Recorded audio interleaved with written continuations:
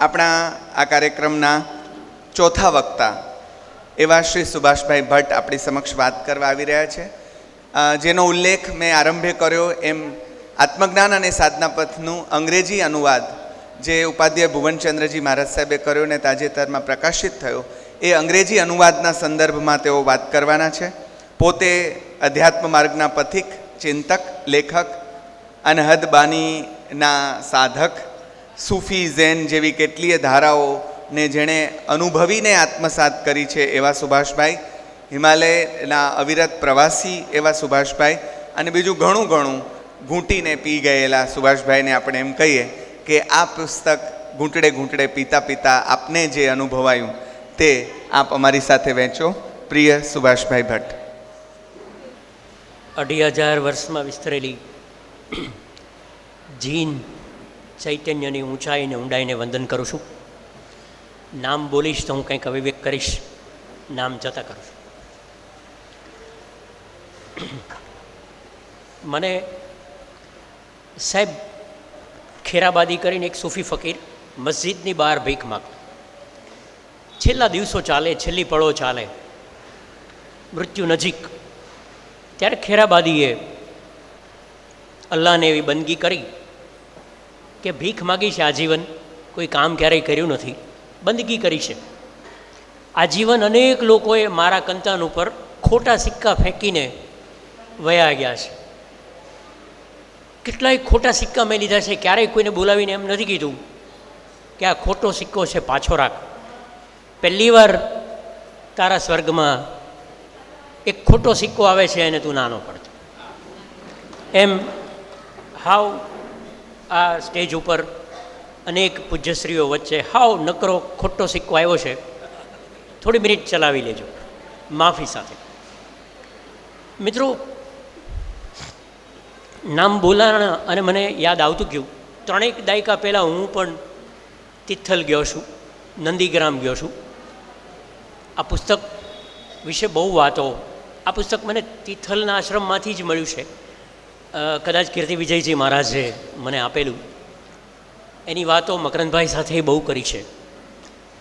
કુન્નિકાબેન ખીજાઈ જાય કે હવે સૂઈ જાઓ, 2 જણા વાતો જ કર્યા કરો છો, તોય છાનામાના કુન્નિકાબેનને છેતરીને એ વાતો કરી છે.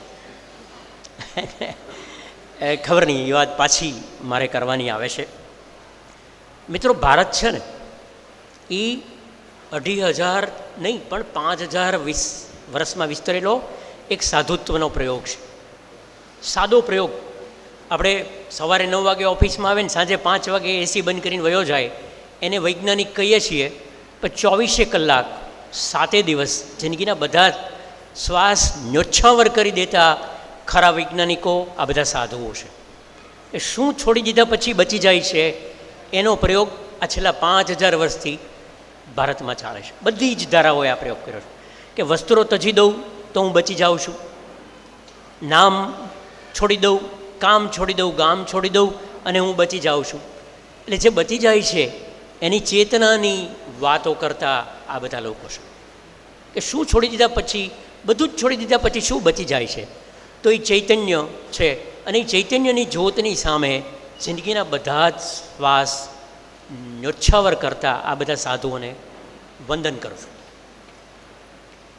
છેલ્લા દિવસો સાહેબ ચાલતા ટાગોરના કોઈ અંતેવાસી બેઠું છે અને ટાગોરની આંખો ભીની છે, કવિવર રડે છે. એટલે અંતેવાસી છે કે કવિવર કેમ તમે રડો છો? શેનો અભાવ છે? આ વિષાદ શેનો છે? શું ખૂટે છે? કેટલું બધું લખ્યું છે, કેટલા ચિત્રો દોર્યા, 5,000 કવિતાઓ છે, આટલું તત્વજ્ઞાન, આટલા વ્યાખ્યાનો તમે સમગ્રતાથી વરસ્યા છો, સમગ્રતાથી અભિવ્યક્ત થશે. હવે આ વિષાદ શેનો? કવિવર એવું કહે છે કે બેટા, આ વિષાદ એનો છે કે જિંદગીભર અભિવ્યક્ત થયા પછી પણ જે અનઅભિવ્યક્ત રહી ગયું છે એનું રડવું આવે છે. એ જે કહેવા ધારતો હતો એ તો કંઈ કહેવાનું જ નહીં. અને એ ચૈતન્યની મજા છે. રહી વાત, આમાંથી ઘણું બધું ખોજનું તત્વજ્ઞાન છે, ખોજનું મનોવિજ્ઞાન છે, સાધનાનું તત્વજ્ઞાન છે, સાધનાનું મનોવિજ્ઞાન છે. અંગ્રેજી એવી ભાષા છે કે જેની પાસે બહુ જ સફળ, બહુ જ દીર્ઘ કહેવાય એવી અભિવ્યક્તિ છે, પ્રતીતિ નથી. એટલે પ્રતીતિ અને અભિવ્યક્તિનો જે સંઘર્ષ છે એ આવા સાધુઓ એને દૂર કરી શકે. એટલે હું બંનેને, અમરેન્દ્ર વિજયજી મહારાજને સાષ્ટાંગ વંદન, પવનચંદ્રજી મહારાજને પણ વંદન કરું છું. બરાબર છે. પણ ખોજની જ વાતો ભારતીય દર્શનમાં નિરંતર થયા કરી, બધી જ ધારાઓમાં થઈ છે. બધી જ ધારાઓમાં ખોજનું મનોવિજ્ઞાન હું એક જ નાનકડા દ્રષ્ટાંત સાથે પૂરું કરી નાખું. મને આ માંગણી ઊંચી કરજો, મને ખરાબ નહીં લાગે. બસ સુભાષ બેસ જાય એવું તમે મને કહેજો. ખોજના મનોવિજ્ઞાનમાં એક દુર્લભ પ્રસંગ છે કે એકવાર કેનેડાની એક સ્કૂલ હતી. એમાં કેટલાક છોકરાઓને ઘરે ભણવું ન હોય, એ મા બાપની ટકટક ન સાંભળવી એટલે નિશાળે વહેલા વહી આવે. હવે 3-4 છોકરાઓ ભેગા થઈ ગયેલા, વહેલા આવી ગયા હતા નિશાળમાં. અને કેનેડાની સ્કૂલ, ઘાસના મેદાનો, અને ઘેંટા ચર્ચાતા. ઘેંટા છે ને એ 4 ઘેંટા નહીં પણ 3 ઘેંટા, 4 ઘેંટા એવું એ છોકરાઓને મસ્તી સૂજી. છોકરાઓએ 1, 2 અને 4 3 ઘેંટા ફરતા હતા. એ 3 ઉપર એને નંબર લખી નાખ્યા, 1, 2 અને 4. પછી તો બધા પટાવાળો આવ્યો, એણે જોયું કે આ 3જું ઘેંટું ખૂટે છે. કારકુન આવ્યા, આચાર્યો આવ્યા, શિક્ષકો આવ્યા, અને ધીરે ધીરે આખી સ્કૂલ ભેગી થઈ ગઈ. અને આખી સ્કૂલ આચાર્યએ તરત કામ સોંપ્યું કે આ 3જું ઘેંટું શોધી કાઢો, આ ખૂટે છે. અને નિશાળ આખી કામે લાગી. છોકરાએ મજા કરી. છોકરા તો આખા દિવસનું કામ જ હતું ઘેંટા શોધવા. અને છોકરા જેને ખબર જ હતી કે છે જ નહીં 3જું ઘેંટું તમે જેને ગણો છો એવું કોઈ છે જ નહીં, 1, 2, 3 છે, એને આપણે 1, 2, 4 કીધા છે. સમગ્ર અધ્યાત્મ એક અર્થમાં 3જા ઘેંટાની શોધ છે, જે ખોવાણું નથી, એક નંબર ચોક થઈ છે. એની વાતો આ બધાએ પ્રતીતિના જોરે કરી છે. પ્રતીતિના જોરે કરી છે કે પ્રતીતિ જ મૂલ્યવાન છે, આંકડાઓની 1, 2, 3, 4 હોતું જ નથી. એ ખોવાણું નથી, છે. આઇન્સ્ટાઈનનો એક જબરદસ્ત દ્રષ્ટાંત છે. એરપોર્ટ ઉપર ઉતર્યા ત્યારે કોઈ પત્રકારે એને પૂછ્યું કે what is the meaning of life. અને એમ લાગ્યું કે જેને નોબેલ પ્રાઇઝ મળ્યું છે એની પાસે તો આ જવાબ હોય. What is the meaning of life, vote life is મેન્ટ four. જીવન શેની માટે, જીવનનો અર્થ શું છે? અને આઇન્સ્ટાઈને ઓલાના ખભા ઉપર હાથ મૂકીને કીધું કે લાઈફ હેઝ નો મિનિંગ, જીવનનો કોઈ અર્થ નથી.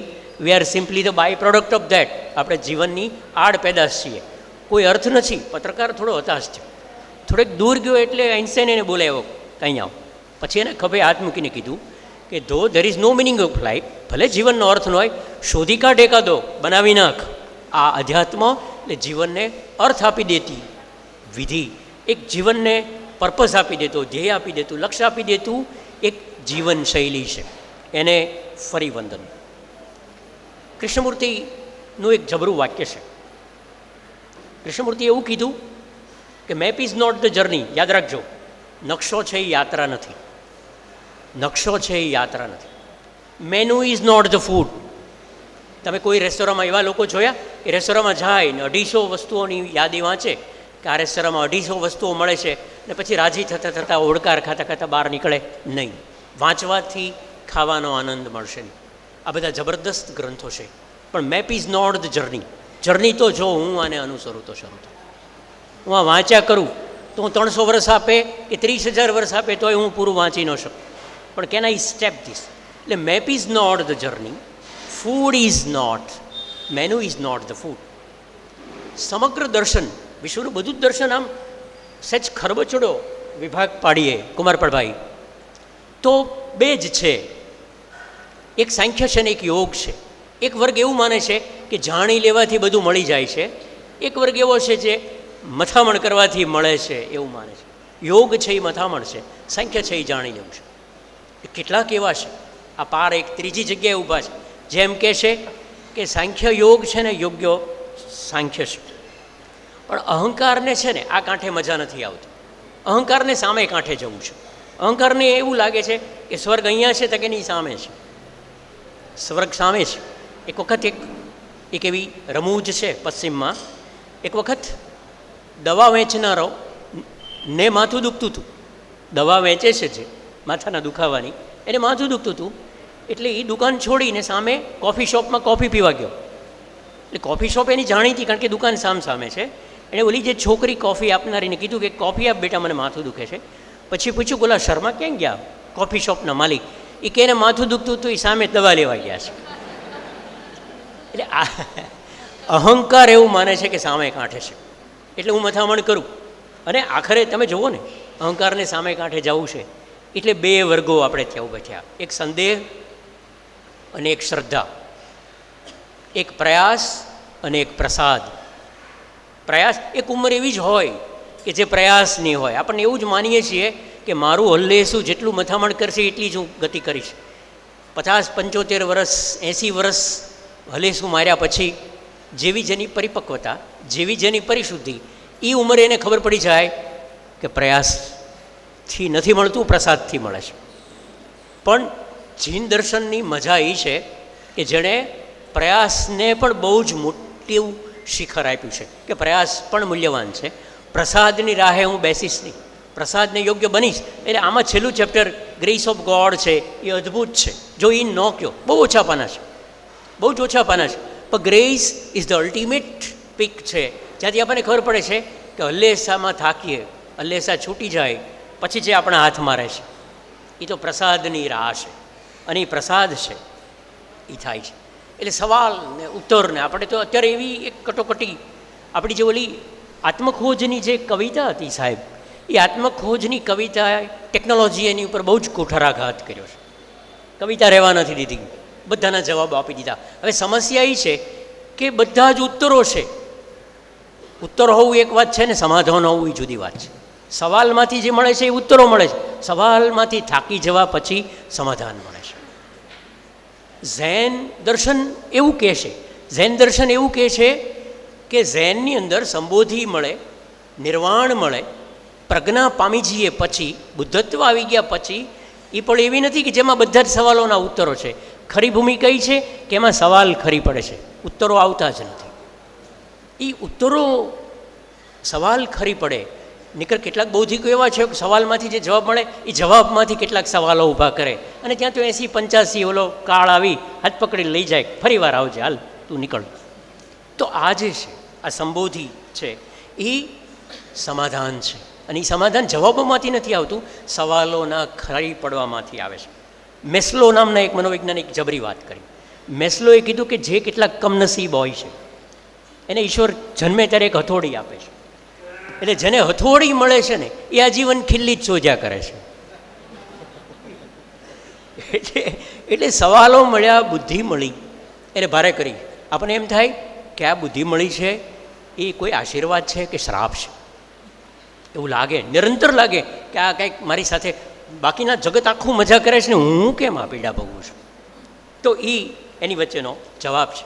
એટલે ખરી વાત એ છે કે ટપ ટપ એ મમ્મમ નથી. રોટલા ટપ આમ કરો, ટપ ટપ થાય છે, ટપ ટપથી રાજી થઈ જશો તો મમ્મમની કોઈ સંભાવના નથી. એટલે માત્ર આ ગ્રંથ પર્યાપ્ત નથી, આ ગ્રંથને અનુસરવું. આપણી સામે જે હરોળ બેઠી છે શ્વેત વસ્ત્રધારી, એ વંદનીય છે, કારણ કે એ ટપ ટપથી રાજી ન થયા. એ મમ્મમ માટે નીકળી ગયેલી એક પેઢી છે, એક એવી, બરાબર. એટલે ખોજની સમસ્યા શું છે? તો ખોજની સમસ્યા, ગ્રીકમાં એક સરસ વાર્તા છે મિડાસની. મિડાસને એવો શ્રાપ હતો કે જે વસ્તુના હાથ અડે એ તો એણે સાધના કરેલી, અને ઈશ્વરે કીધું માગ માગ, ત્યારે કે હું જેને હાથ અડાડું એને સોનું કરી દઉં, એવી કોઈ મને આપ. અને આને અડ્યો ને સોનું થઈ ગયું, પુસ્તકને અડ્યો સોનું થઈ ગયું, ટેબલને અડ્યો ને સોનું થઈ ગયું. ત્યાં દીકરી રમતી રમતી આવે છે ને ડેડી કરીને વળગે છે, છોકરીને હાથ મૂકે છે ને છોકરી સોનું થઈ જાય છે. ત્યારે એ રડી પડે છે, કરે રે ભારે કરી. આપણે બધા જ સૂક્ષ્મ રીતે આપણે મિડાસ છે. આપણે જે વસ્તુને હાથ અડાડીએ છીએ એને આપણે વસ્તુ કરી નાખવાની ટેક છે, અને જ્યાં જ્યાં મન અડાડીએ છીએ એને વિચાર કરી નાખવાનો આપણી પર શ્રાપ છે. એટલે ક્યાં આપણે વસ્તુથી રાજી છીએ, ક્યાં આપણે વિચારથી રાજી છીએ. આ બે કેડીમાં જ ધક્કા મૂકી છે. ત્રીજી કેડી છે એ ગીર્દી નથી. There is always A vacancy on the top. શિખર ઉપર તો જગ્યા છે, ધક્કા મૂકી બધી ખીણની છે, બરાબર છે. તો આમાં એણે ભાષાંતર કર્યું છે. ભાષાંતર વિશે પણ મારે 2-5 વાત ટૂંકમાં કરી દેવી છે કે એમણે માત્ર ભાષાંતર નથી કર્યું, આ અનુવાદ પણ કર્યો છે. ભાષાંતરમાં અને અનુવાદમાં ફેર છે.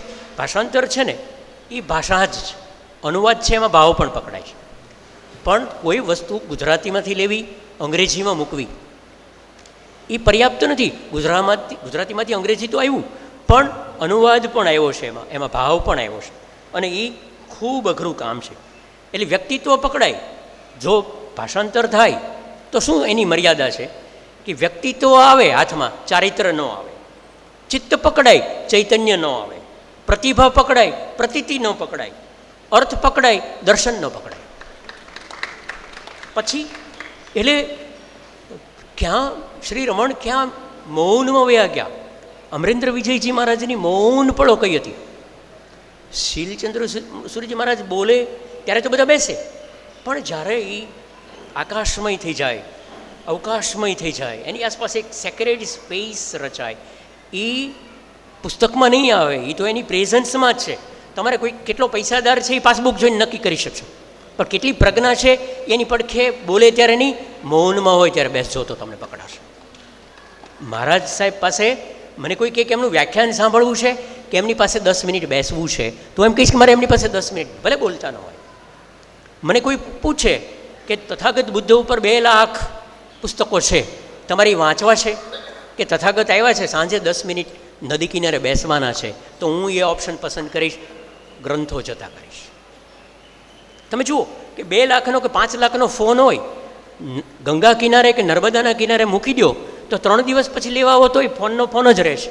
ટેકનોલોજી બદલાતી નથી, એ કંઈ વિકસી નથી જતો. પણ કોઈ માણસ એવું બને સાવ નિરક્ષર હોય, સાવ સંસારી હોય, અને કોઈ એવી પળ આવે કે જે એ એક પળ બેસે નર્મદાના કિનારે અને એ સોનાનો થઈ જાય.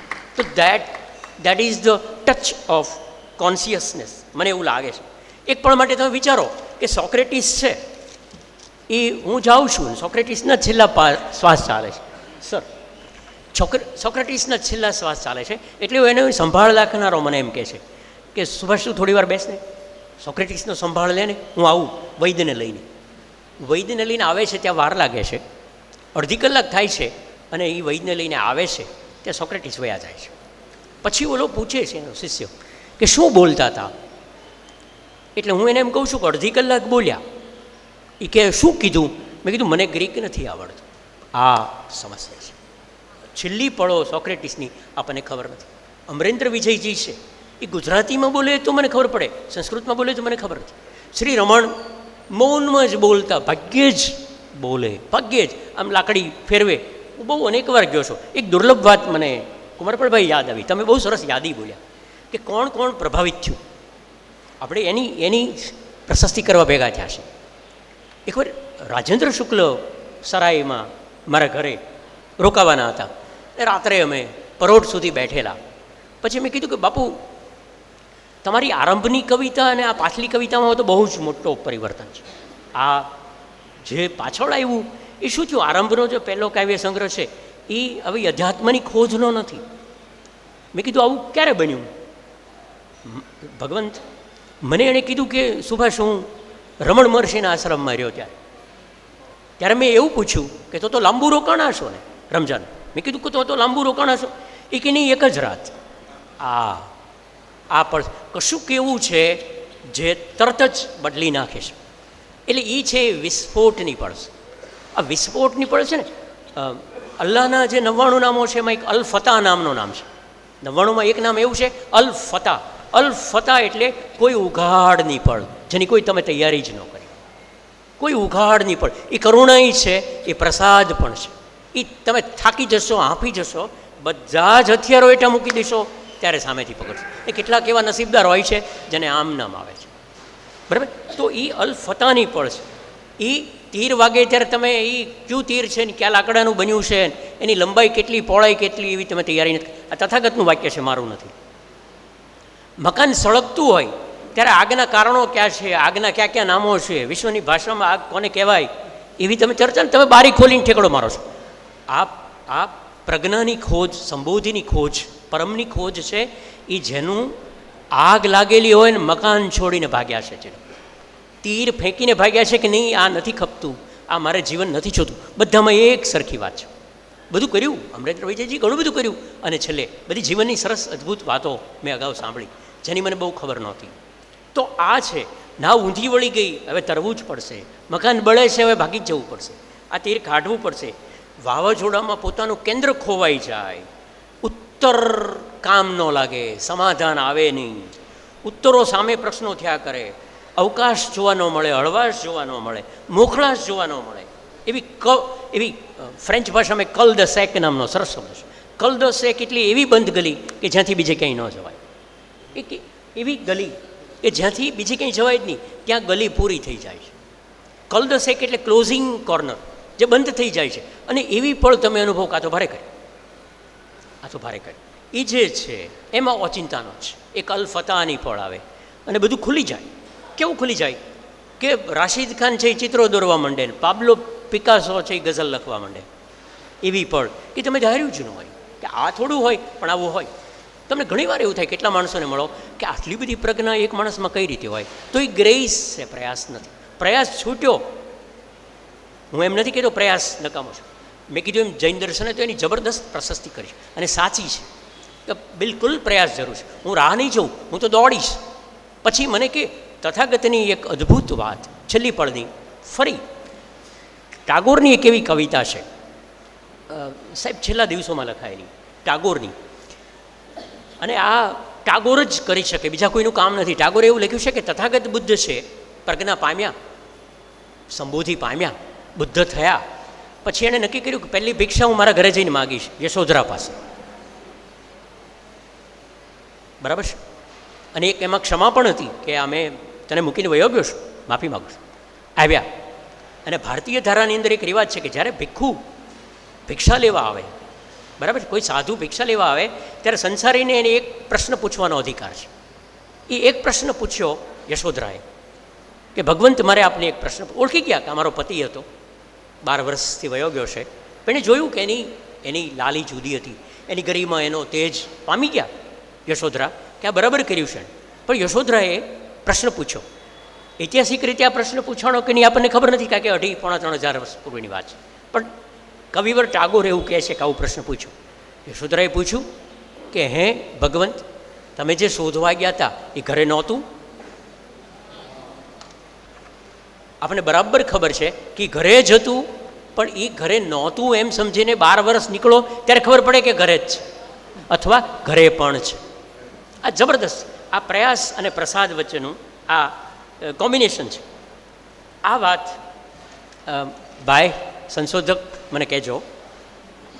Okay fine. તો ઓચિંતાનું જ એક અલફતાની પળ એવી આવે કે બધું ઉઘાડ થઈ જાય, બધું ખુલી જાય. ઓચિંતાના જ રસ્તાઓ દેખાઈ જાય, ઉજાસ ફરી વળે. તમને એવું નિરંતર થાય કે કોઈક તમને સાલ વીંટીને બેઠું છે, કોઈક તમારી આંગળી પકડીને ચાલે છે. તમને તમારી ઉપસ્થિતિ એના ખોળામાં જ લાગે, પરમ તત્વના ખોળામાં હું બેઠો છું.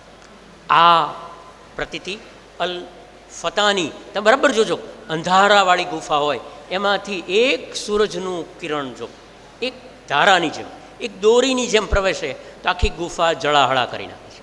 અલફતા એટલે આવો ઉઘાડ, આવો ઉઘાડ. એક જો મિલર નામનો એક રહસ્યવાદી હતો પશ્ચિમમાં. એ જ્યારે પણ આવી પળ આવે ત્યારે એ અમેરિકાની શેરીઓમાં અલફતા અલફતા કરતો રાડો પાડતો પડતો ફરતો. મને એ યાદ આવે છે. હવે આઈ અશ્યોર યુ કે હું 5 મિનિટમાં બેસી જવાનો છું, પ્રોમિસ. 2-4 વાત, 2 પ્રસંગો કહેવા છે મારે.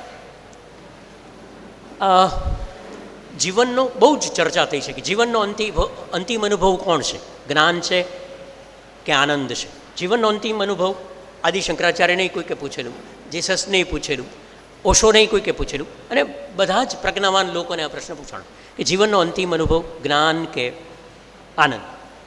હવે જ્ઞાન કે આનંદ બુદ્ધિને છે ને, બુદ્ધિને તપાસે છે તો એ તમને રહસ્ય લાગે છે, પણ હૃદય તપાસે છે ત્યારે તમને એ આનંદ લાગે છે. એટલે જ્ઞાન છે એ આનંદ છે ને આનંદ છે એ જ્ઞાન છે ને એવા તર્કમાં આપણે પડતા નથી. એ મારું ગજવું પણ નથી. અને હું આ બોલીશ એ બધું અવિવેક છે આ બધાની સામે. પણ એક વખત એક ફકીર, રાત્રે ધોધમાર વરસાદ, એની ઘાસની ઝૂંપડી પલ્લી ગયેલી અંદરથી પણ, અને બેઠો હતો ધ્યાનમાં. ત્યાં કોઈક જુવાનીઓ આવ્યો, ઝાંપલી ધક્કો મારીને ખોલી નાખી અને પૂછ્યું કે મને કહો, મને આનંદ આનંદની પૂછપરછ કરવા આવ્યો છે કે આનંદ ક્યાં છે, આનંદ ક્યાં મળે, આનંદ કઈ રીતે મળે, એવું બધું કીધું.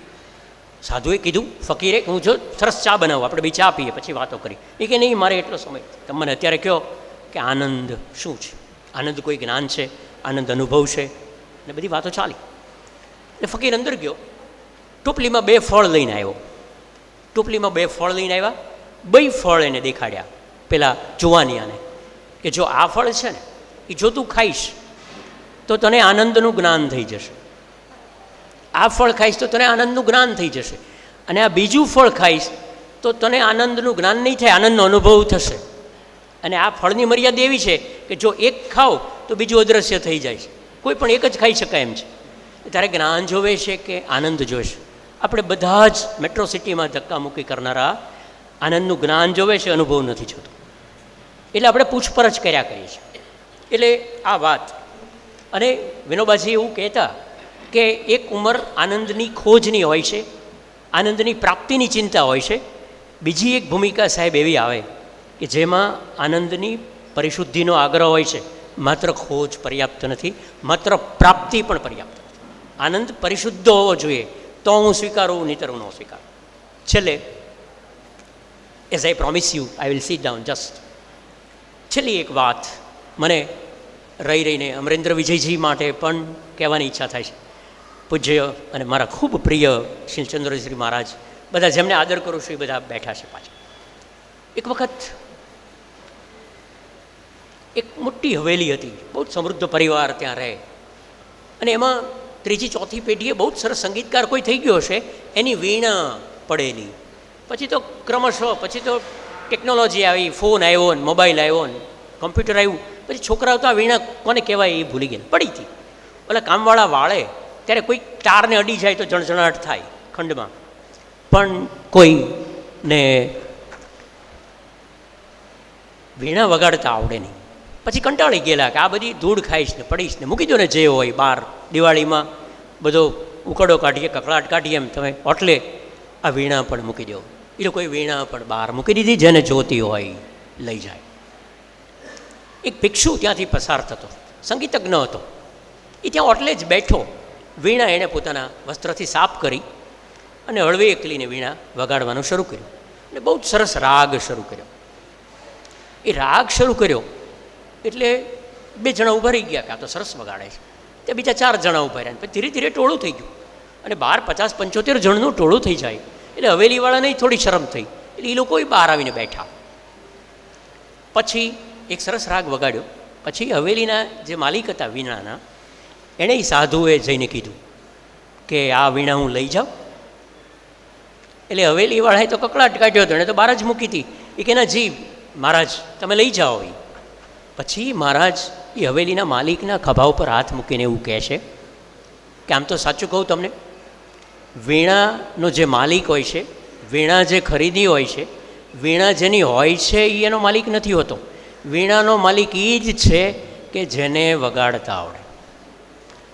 આ સાધુઓ છે, આ આખી ચૈતન્યની હરોળ છે, અમરેન્દ્ર વિજયજી, શ્રી રમણ મહર્ષિ, ને પછી આ બંધુ ત્રિપુટી. અને મેં કીધું હું 3 દાયકા પહેલાં એ આશ્રમમાં રહી આવ્યો છું. સંપર્ક ને સંવાદ મારો બહુ સ્વભાવ નથી, એટલે મારી પાસે ફોન નંબર ન હોય પણ મને બરાબર યાદ છે. તો બહુ નજીક હું હઈશ એવું મને લાગે છે. આ પુસ્તક 30 વર્ષ પહેલાંય, 25-30 વર્ષ પહેલાંય મેં જોયું હતું. આ ફરીવાર જોયું છે. પૂજ્ય ભવનચંદ્રજી મહારાજને વંદન, અમરેન્દ્રજીને સાષ્ટાંગ વંદન. એ આપણને રહીને એક જ કહે છે કે જીવન કોનું છે ખબર છે?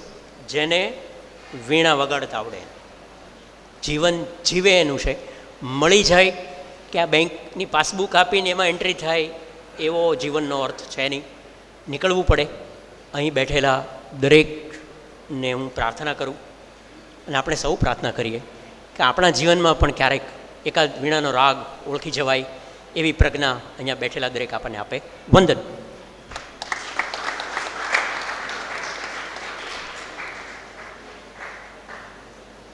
રાજેન્દ્રની કવિતા છે, નિરુદ્દેશ છે. એની છેલ્લી પંક્તિઓ છે, સૌને મુજ અંતરે ધરું, સૌને અંતર હું એ વિસ્તરું. એમ જે બધાને પોતાની ભીતર ધરવાની અને સૌની ભીતર વિસ્તરવાની ક્ષમતા ધરાવે છે એવા સુભાષભાઈએ અહીં બેઠેલા ઘણાને એમ વાત મનમાં થતું હશે કે આત્મજ્ઞાન અને સાધના પથ વિશે તો કંઈ બોલ્યા નહીં સુભાષભાઈ. તો એનો જવાબ હું તમને આપું એ છે કે જે કાંઈ બોલ્યા તે આત્મજ્ઞાન અને સાધના પથ વિશે જ બોલ્યા.